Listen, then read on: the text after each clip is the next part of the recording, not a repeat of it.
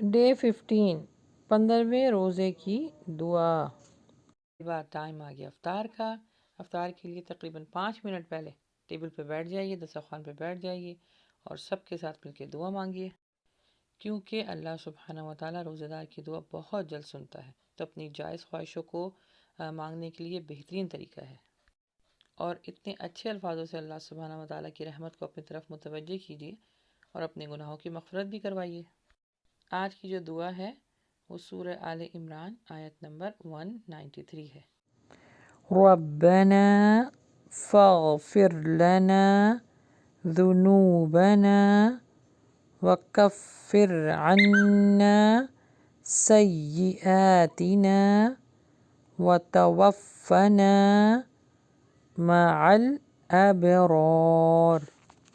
اے ہمارے رب، ہمارے گناہ معاف فرما اور ہماری برائیاں ہم سے دور کر دے اور ہماری موت نیکیوں کے ساتھ کر۔ ربنا فاغفر لنا ذنوبنا وکفر عنا سیئاتنا وتوفنا مع الابرار۔